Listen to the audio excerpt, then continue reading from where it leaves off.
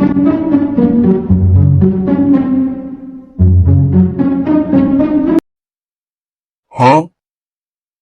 Huh? Huh?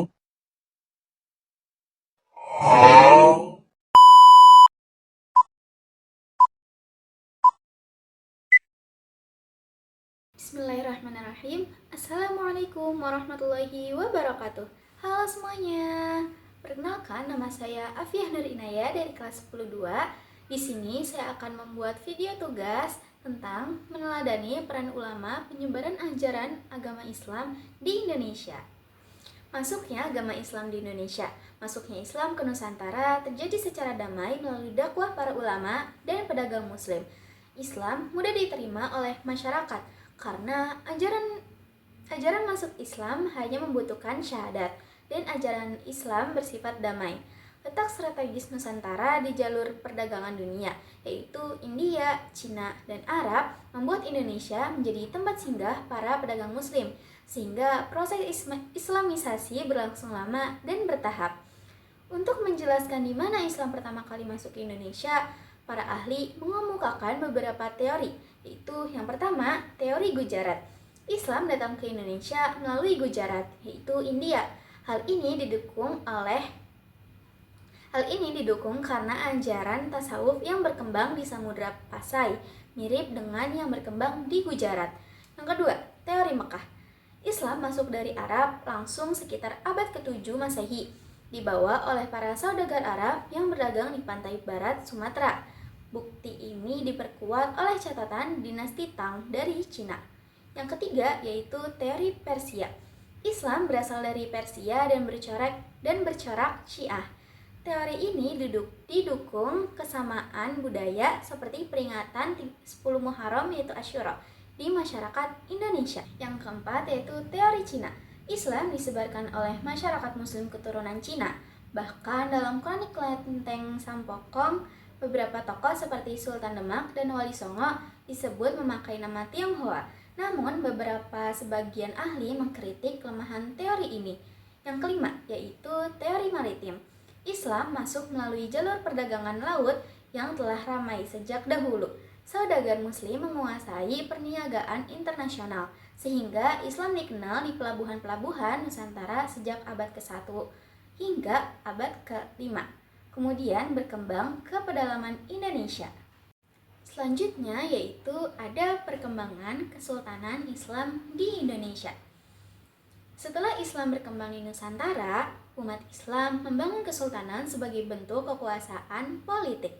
Contohnya adalah Kesultanan Samudra Pasai di Sumatera Utara pada abad ke-13 Masehi dan Kesultanan Leran di Gresik yaitu Jawa Timur pada abad ke-11 Masehi. Semakin banyak raja-raja Hindu atau lokal yang memeluk agama Islam, semakin banyak pula berdiri Kesultanan Islam di berbagai wilayah Indonesia. Islam mudah diterima oleh masyarakat karena tidak mengenal sistem kasta dan dianggap sebagai agama yang membebaskan.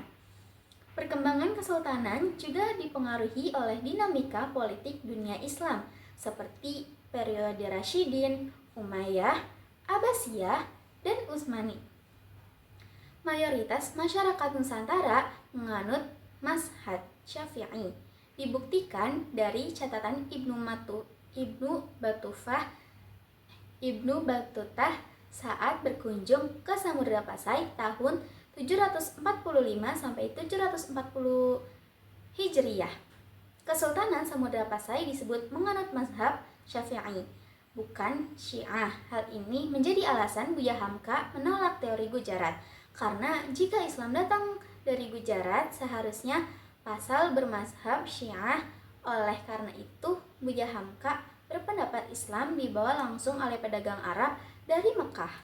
Selanjutnya yaitu tokoh penyebar Islam di Indonesia. Banyak tokoh ulama dan pemimpin kerajaan berperan dalam Islam di Indonesia. Yang pertama yaitu Sultan Malik Al-Soleh pada tahun 1267 hingga 1297 Masehi. Ia merupakan pendiri Samudra Pasai, menjadikan Pasai pusat penyebaran Islam di Nusantara dan Asia Tenggara.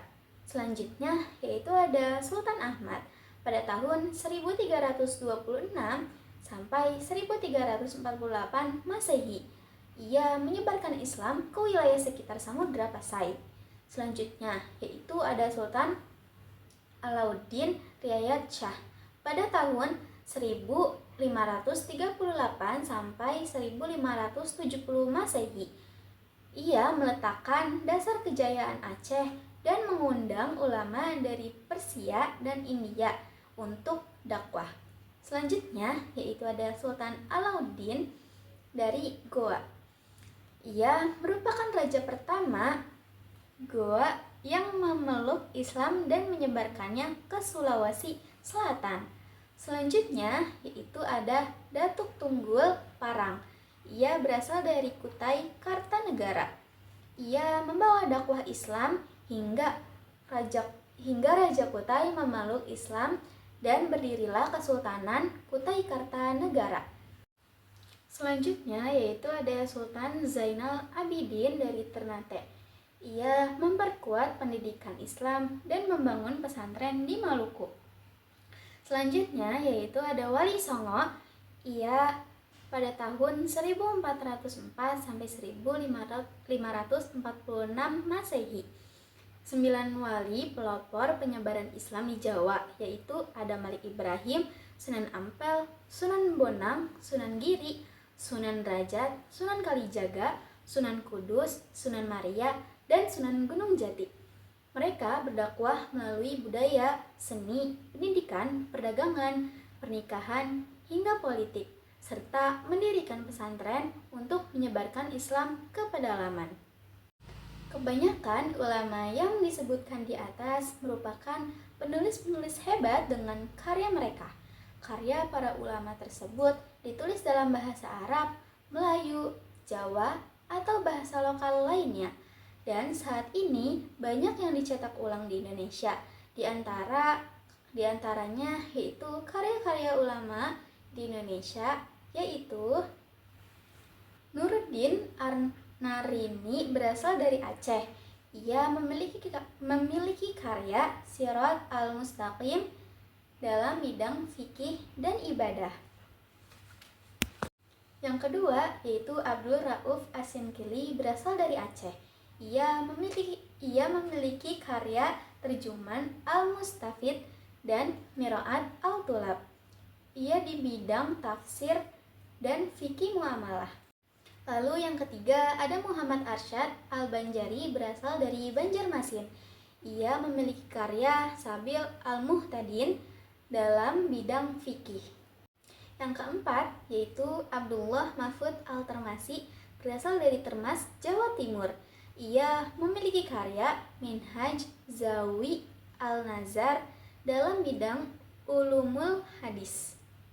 Dan yang kelima yaitu ada Muhammad Saleh bin Umar Al-Samarani. Ia memiliki karya Majmu'at Al-Syariah dan Faid Al-Rahman dalam bidang fikih, tasawuf, dan tafsir. Dan materi yang terakhir yaitu keteladanan ulama penyebar Islam di Indonesia. Keberhasilan Islam berkembang tidak hanya karena metode dakwah, tetapi karena keteladanan akhlak ulama. Keteladanan itu meliputi hidup sederhana. Para ulama tetap rendah hati, tidak sombong, dan gemar berbagi meskipun banyak yang memiliki harta dan kekuasaan. Mereka mengutamakan kepentingan umat daripada kepentingan pribadi. Ada pada dalil Al-Quran surat Al-Baqarah ayat 267 yang artinya Allah memerintahkan orang beriman untuk berinfak dari harta yang baik, bukan dari yang buruk. Kedua, yaitu gigih dalam berjuang. Para ulama memiliki kegigihan, ketekunan, optimisme, dan tidak mudah berputus asa dalam menjalankan dakwah meskipun menghadapi rintangan seperti perjalanan jauh dan ancaman keselamatan.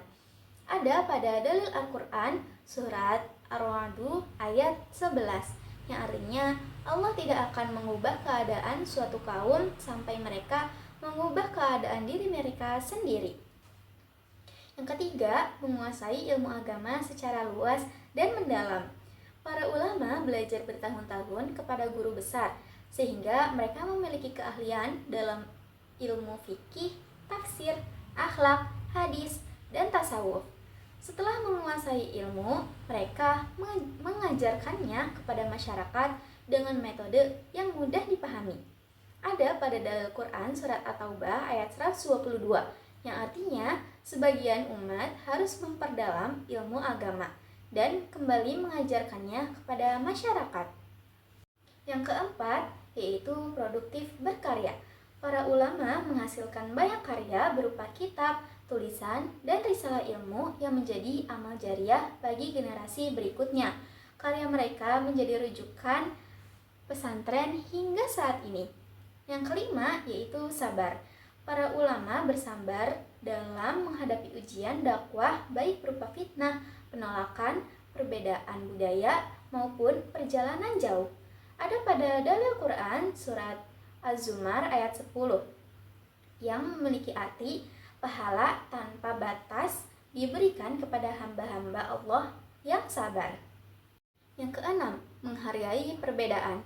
Para ulama menghormati perbedaan suku, ras, budaya, dan agama.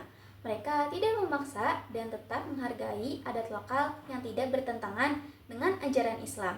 Ada pada dalil Quran surat Al-Hujurat ayat 13 yang artinya manusia diciptakan bersuku-suku dan berbangsa-bangsa agar saling mengenal dan menghargai. Dan yang terakhir, yaitu yang ketujuh, berdakwah secara damai. Para ulama menyebarkan Islam dengan lemah lembut, sopan, bijaksana, dan penuh kasih sayang, bukan dengan paksaan atau kekerasan. Ada pada dalil Quran surat An-Nahl ayat 125 yang artinya berdakwah dengan hikmah, nasihat yang baik, dan berdialog dengan cara yang santun. Sekian dan terima kasih atas materi tadi yang saya sampaikan. Mohon maaf jika ada salah kata atau ada salah apapun.